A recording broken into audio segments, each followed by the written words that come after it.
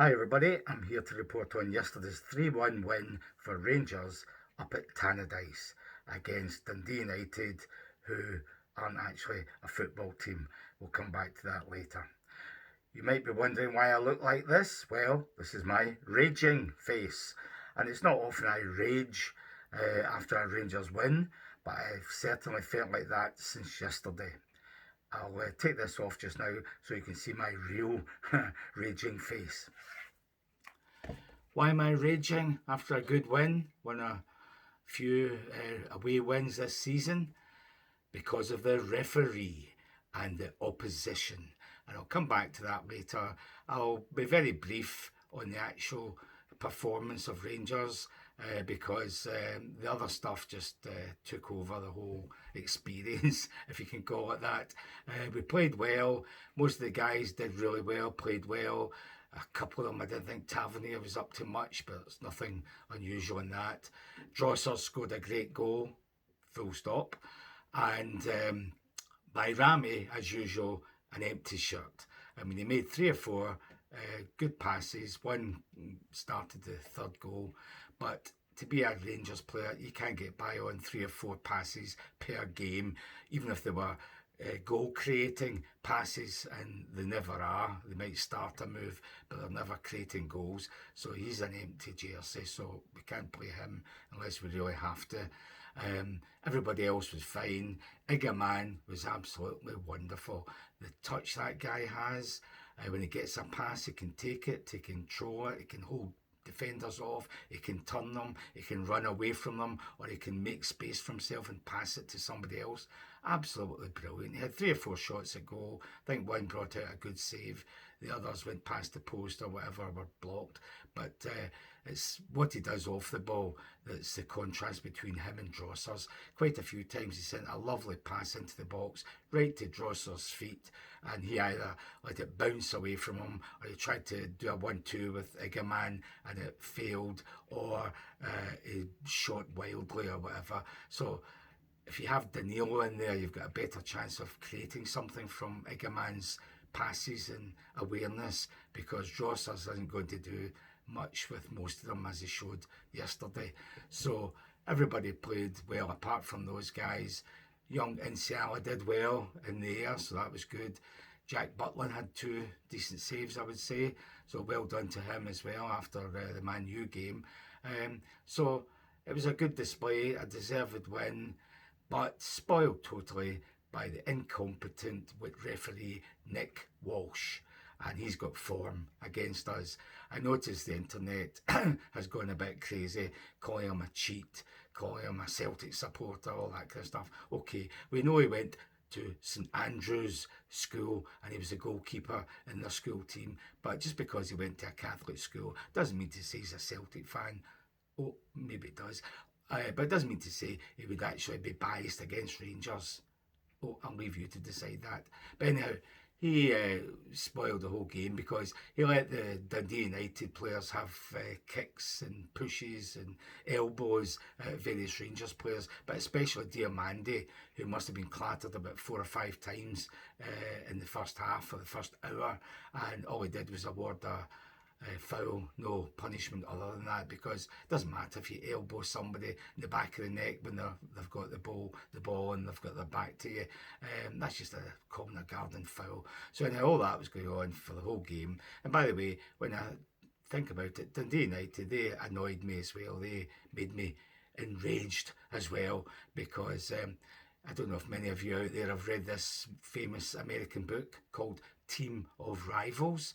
Well, if anybody's daft enough to want to write about Dundee United as a team, they've got a ready-made title for their book. Just call it Team of Neds, because that's what they are. That Declan Gallagher has been a Ned everywhere he's gone. Aberdeen, Motherwell, St Mirren. He must be the biggest Ned in the whole league, I would say, and he's still earning a living. And the guy Holt is fast catching up on him. He's another one. And various other ones, even the foreigners putting the boot in and getting away with it. That was the thing. If the referee does his job early on, cuts all that out, but it was lasting right to the end. When he did his job, or maybe not, by sending off the victim of an assault. But never mind about that just now, we'll come back to that. They say teams reflect their managers, and certainly this team of Neds reflects Jim Goodwin, because when he used to be a player, he got booked every time he played against Rangers because he hates us. He really hates us. So he used to get booked every time. So he continued his upward trajectory as a manager by going from St Mirren, who always tried to put you off the park, to Aberdeen, who enjoyed trying to put you off the park, and now Dundee United. So nothing new there. It all stems from the manager, probably. So we can't do much about that. We can do something about the referee, who had a shocker. And when he sent off Diomande in, what, the 93rd, 94th minute? Absolute nonsense. It'd have been bad enough in the old days when you didn't have VAR. If he'd sent him off, people would be raging and saying, oh, well, maybe he didn't see it properly or whatever. But when he's told to go to VAR, and when you're told to do that, that means the people in VAR think you've made a mistake and you better have another look at it. Not, we agree with you, but just to be on the safe side, have a look. No, that's not why they call you to the monitor. So he's called to VAR and he keeps his decision the same. I mean, unbelievable. When you watched it, somebody fouled a Rangers guy seconds before Holt, and Diomande stop.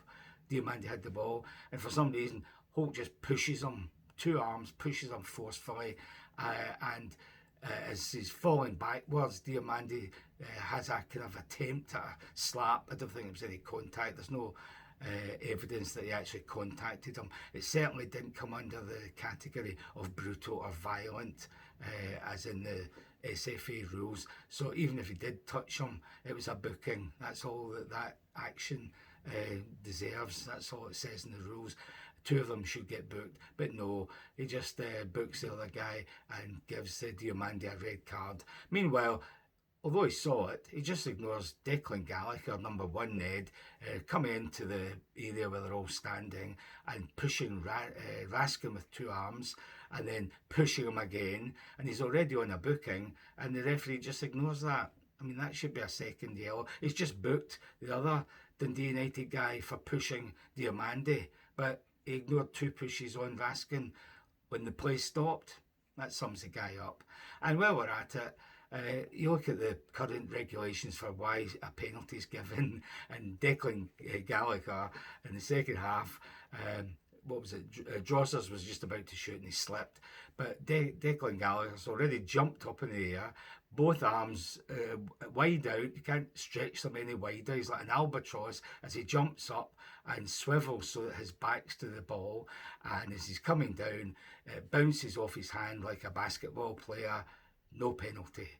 Yet it's supposed to be you're not making your silhouette larger, which he was doing, jumping up with both arms out wide. Why have you got both arms out wide, as if you're imitating an aeroplane? So unbelievable that they got away with that, a non-penalty. But of course, the penalty to Rangers campaign last year has proved very fruitful this year, because we haven't had one.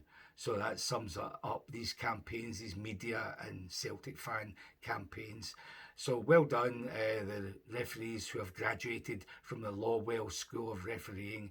You're doing a great job this season, and I reckon Nick Walsh must be your number one graduate. He must have got 100% in his grades. So anyhow, that's all I want to say about the ref and the Dundee United players. They're beneath contempt, the whole lot of them. Just a final mention of the Sky Sports panel. I just wish Rangers fans would come out of their subscription with Sky Sports and tell them why, because that Ailey Barber, a woman who knows nothing about football, she just sits there stirring up the trouble and ignoring really serious issues. She should get the chop. But Chris Mutton, a pantomime villain, what a guy. He says the opposite of everybody else. He thought it was a red card, and so did the inarticulate Irishman Dillon, former Dundee United player. Oh, there's a surprise. He thought it was a red card as well. I say inarticulate because he can barely speak English, and for some reason I've now got him commenting on games. So the only two that thought it was a red card, even having looked at the media and the internet this morning, were Mutton and Dillon, Doughball Dillon. Chris Boyd, he's another panto villain for the other side. He tried to least explain what happened, but he was just laughed at. So absolutely shocking from the Sky panel. Get rid of them. Get rid of Nick Walsh. We can't get rid of the Dundee United players.